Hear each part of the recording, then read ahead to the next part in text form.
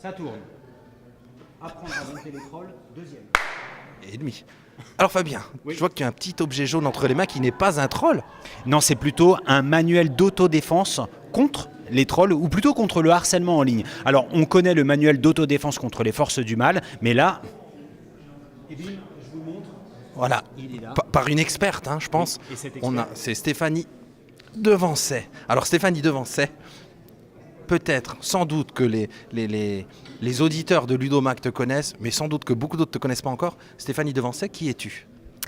Alors, c'est une bonne question, c'est compliqué, mais enfin, par rapport aux trolls, je suis une personne qui énerve les trolls anti-pédagogues, puisque je suis enseignante et férue de pédagogie et détachée dans un syndicat d'enseignants qui s'intéresse notamment beaucoup à la pédagogie, au numérique et aux nouvelles pédagogies actives.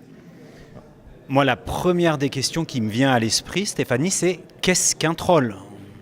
Alors c'est compliqué, c'est pour ça que toute la première partie du livre est consacrée à cette question de la définition, parce qu'en fait chacun a un peu sa définition et qu'il n'y a pas de consensus scientifique sur ce qu'est un troll. Donc j'ai fini par poser la mienne en m'appuyant sur le sociologue Antonio Casilli et le psychologue Yann Leroux. Mais en gros, le troll, c'est celui qui vient ficher la pagaille sur votre réseau social préféré en vous agressant, en vous contrariant, en essayant de vous mettre en colère et de vous faire sortir de vos gonds. Alors de vous faire sortir de vos gonds au point même d'aller jusqu'à en écrire un livre.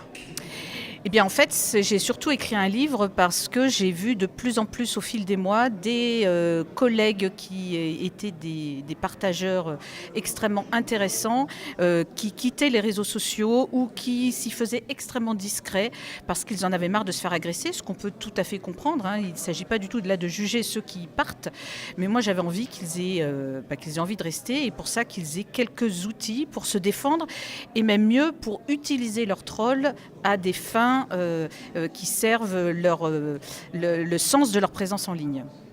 Alors, cet ouvrage, il est défini comme un manuel. Est-ce que réellement, je vais y trouver une méthode, point par point, pour pouvoir à la fois me défendre contre ces trolls et pouvoir, comme tu le dis, en faire un levier pour pouvoir continuer à exprimer ce que j'ai à dire d'un point de vue pédagogique ?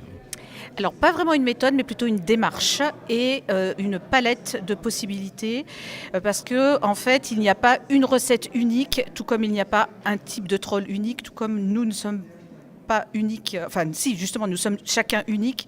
Donc, le but du jeu, c'est de se demander pourquoi je suis en ligne, pour y faire quoi et comment je fais en sorte que les trolls me dérangent le moins possible, me fassent souffrir le moins possible, si possible même pas du tout, et de façon ultime, comment je peux les utiliser pour augmenter mon e-réputation, mon audience et appuyer mon message quelque part en contraste par rapport au leur, en montrant à quel point il est détestable. Alors ça veut dire que la fameuse mythique règle du don't feed the troll, ne jamais répondre à un troll, elle n'est pas tout à fait vraie ? Elle est que partielle ? En tout cas, elle n'est pas absolue. C'est une... Comment dire ? Le problème, c'est que cet adage, c'est un adage. Ce n'est pas quelque chose qui a été scientifiquement vérifié ou même empiriquement vérifié. Donc ça peut fonctionner, ça peut convenir dans certaines situations, à certains moments ou à certaines personnes qui le choisissent comme règle absolue. Mais on a aussi le droit, quand on est attaqué, de se défendre. Et ce qui m'embête surtout beaucoup dans cette règle, c'est que quand les gens se défendent ou que les gens répondent, on leur dit oui, mais tu as nourri le troll, donc quelque part c'est de ta faute. C'est un petit peu comme quand on accuse une fille qui se fait agresser d'avoir une jupe trop courte. Et ça, c'est quand même extrêmement embêtant. On a le droit de répondre à un troll et ça peut, dans certains cas, être extrêmement pertinent. Et en tout cas, si on sent cette envie, on peut le faire. Alors évidemment, avec quelques précautions, parce que si on se comporte aussi mal que lui, voire encore plus mal que lui, on devient un troll à son tour. Est-ce qu'on peut en faire une espèce d'idéal ? Alors, à l'impossible, nul n'est tenu, mais est-ce qu'on peut se dire que justement, l'idée d'échanger et d'avoir ces méthodes qui nous permettent d'échanger sereinement avec ces trolls, c'est se donner l'opportunité de pouvoir se nourrir d'une vision contraire, opposée, complémentaire à la nôtre ? Alors, on n'échange pas avec les trolls.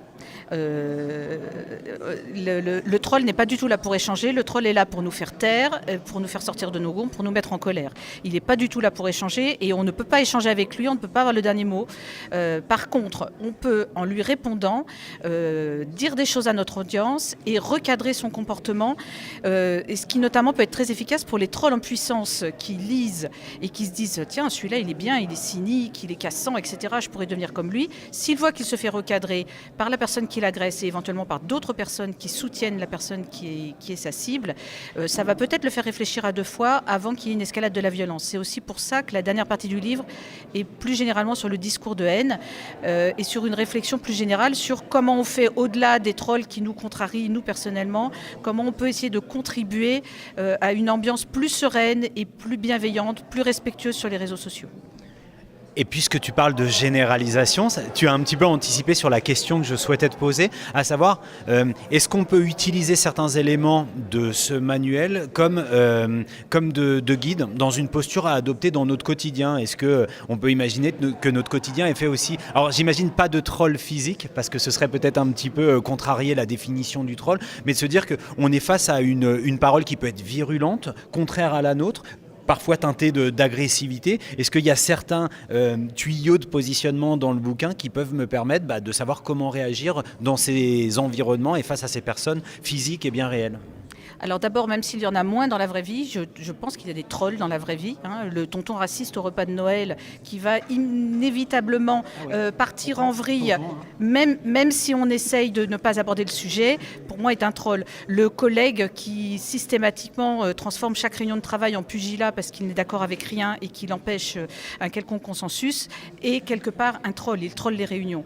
Mais sans aller jusque-là, évidemment qu'il y a des choses de ce manuel qui peuvent servir à faire face dans la vraie vie à des comportements désagréables. Et d'ailleurs, certains de ces conseils viennent de livres, notamment sur comment gérer les personnalités toxiques. Parce que quelqu'un de toxique en ligne ou dans la vraie vie se gère un peu de la même façon. Notamment, un conseil très simple qui est d'utiliser des formules toutes faites. Parce qu'une formule toute faite, on ne peut pas y répondre. Si par exemple, quelqu'un nous agresse et qu'on lui dit chacun son avis, il peut difficilement nous réagresser sans paraître, pour le coup, être vraiment à l'origine et dans une intention d'agresser. Si on répond Pierre qui roule n'amasse pas mousse ou qui vivra verra, ce sont des choses qui peuvent tout à fait servir dans la vraie vie. Alors c'est plus facile en ligne parce qu'on a le temps de respirer, de cacher sa colère et de l'écrire, mais on peut aussi le tenter in real life. Tu peux continuer le micro. La question que j'allais te poser, alors tu en as donné deux, j'allais te demander justement très concrètement, je veux la substantifique moelle de ce livre, les 3 conseils qui te viennent là, ou peut-être qui t'ont le plus servi dans ta stratégie anti-troll. Si tu devais en donner 3, on va dire que tu en as donné une avec les espèces d'adages qu'on peut lancer pour apaiser les choses et à laquelle on peut presque rien nous rétorquer. Est-ce que tu en aurais 2 autres? Alors, le premier, ça serait de ne pas perdre de vue pourquoi on est sur ces réseaux sociaux.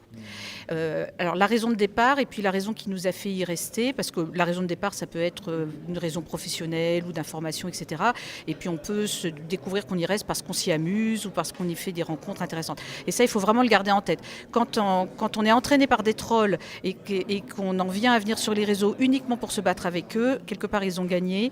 Donc, il faut vraiment retrouver cette essence et ce qui fait qu'on avait envie d'être sur ces réseaux et qu'on s'y sentait bien et qu'on trouvait ça utile d'y passer du temps.